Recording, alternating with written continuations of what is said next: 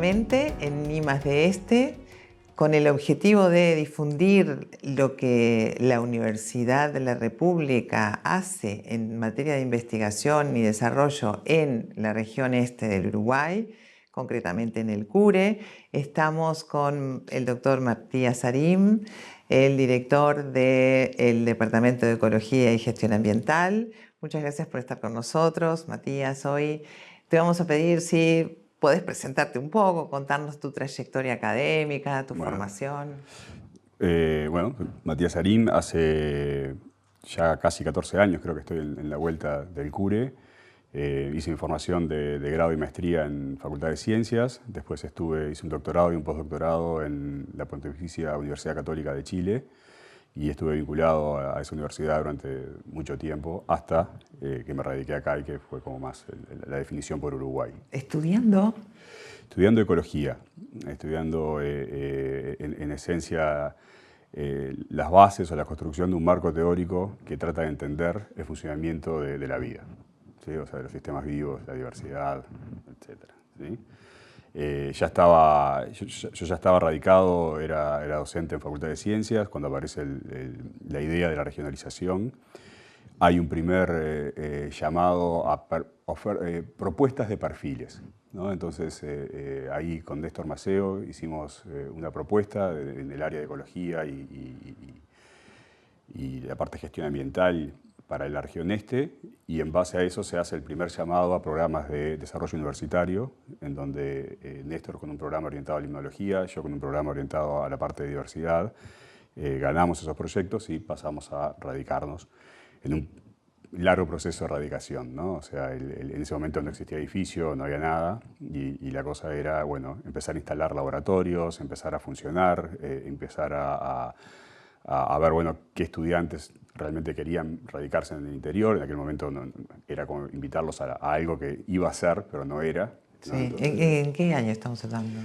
Y estamos hablando 2009, 2008, 2009, por ahí esos procesos, y creo que la radicación fue 2010, ya la definitiva, pero desde antes ya estábamos como en esa... En ese vínculo. En ese vínculo y diseñando el cómo, ¿no?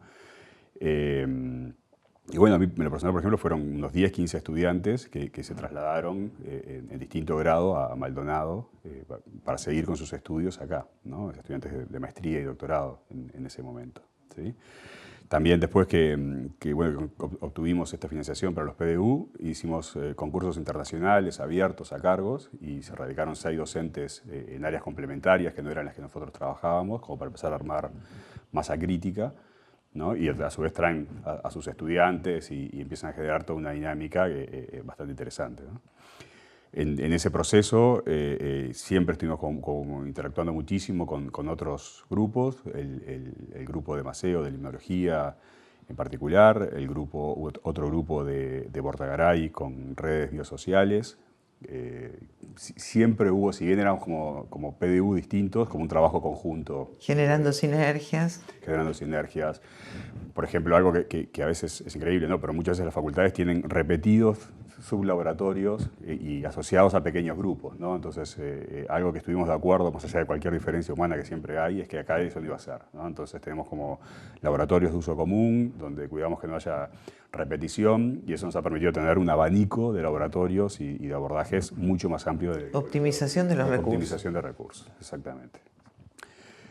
Hoy, de esos 3 vertientes y algunos otros docentes que estaban asociados a carreras de grado, armamos un departamento, del Departamento de Ecología y Gestión Ambiental, que con incorporaciones que están en proceso va a tener 29 docentes, de los cuales son 4 grado 5, 4 grado 4, casi todos los docentes son SNI, DT, ¿no? Es decir, con un grupo en el área de ecología y gestión ambiental consolidado y que tiene como un impacto fuerte en lo que es la investigación y docencia a nivel de Uruguay, a nivel regional, ¿no?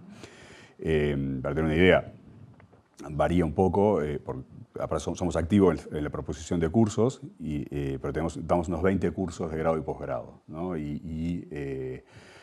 La mayoría de las temáticas de esos cursos no se dictan en otras partes del país, ¿no? Entonces hay un aporte a la formación de recursos humanos que tiene una identidad propia CURE muy importante. También hay una actividad de formación directa de estudiantes de posgrado muy fuerte, ¿no? O sea, hace 5 años la cantidad de egresados de maestría y doctorado eran más de 100, ¿no? Yo ahora no hemos hecho los números últimamente, pero supera con no creces. quiero decir un número para no errarle, pero anda ampliamente por arriba de eso, ¿no? De maestría y doctorado, tesis terminadas. Terminados, o sea, graduados ya terminados. O sea, actualmente hay un universo de unos 30, 40 estudiantes en curso flotando, ¿no? Que algunos están acá, otros están en otras regionales, otros están en el extranjero, digo, pero es muy activo en la generación de recursos humanos de posgrado, el departamento. ¿Y la ecología qué es? O sea, la ecología es la búsqueda de la comprensión de la teoría y los principios básicos que dan cuenta del fenómeno de la diversidad en toda su magnitud, ¿verdad? O sea, por qué un individuo hace lo que hace, por qué un individuo tiene cierto desempeño en un ambiente o en otro, eso es parte de la ecología.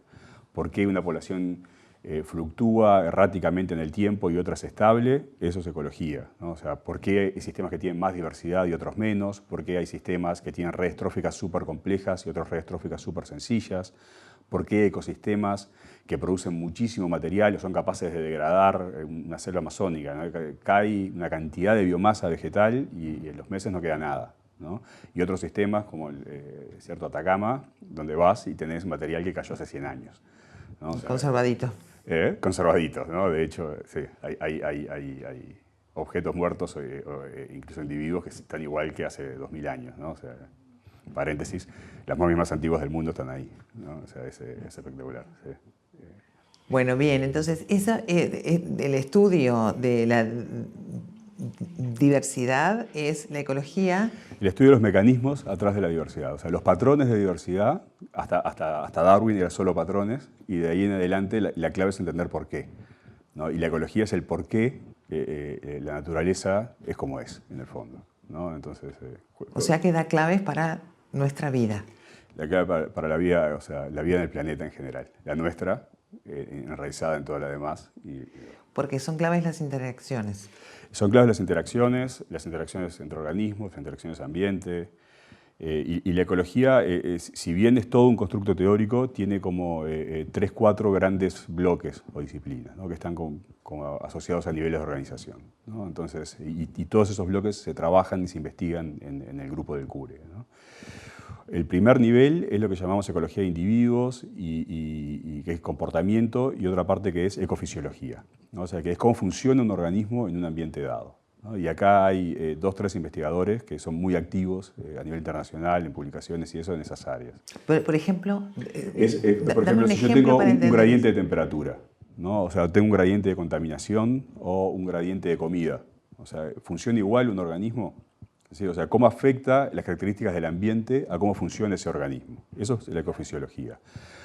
Por ejemplo, si yo tengo un sistema desértico, ¿el tamaño de un organismo puede ser el mismo que un sistema tropical? O sea, ¿qué limita el tamaño que puede tener un organismo? O que algunos puedan vivir en un ambiente, exacto, y otros no sobrevivan, sí, en ese. Exacto. Perfecto.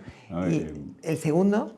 El segundo nivel son las poblaciones, que tiene que ver el cómo y por qué cambia una población en el espacio y el tiempo, ¿verdad? Y eso puede ser cualquier cosa. O sea, puede ser, por ejemplo, una población de peces que nos interesa desde el punto de vista de la explotación de recursos, ¿no? Y algunas poblaciones de peces, un año hay mucho, el otro hay poco, y va oscilando, picando.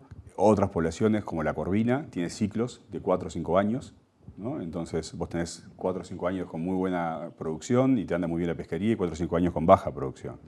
Y sobre eso está la explotación pesquera, ¿no? Entonces, pero eso cualquier producción animal. Cualquier producción animal, vegetal, lo que sea, tiene una dinámica propia, y las acciones humanas, cuando interviene por explotación o lo que sea, afectan esa dinámica propia. Entonces, claro, ¿por qué y cómo? Eso es lo que estudia la ecología. Claro.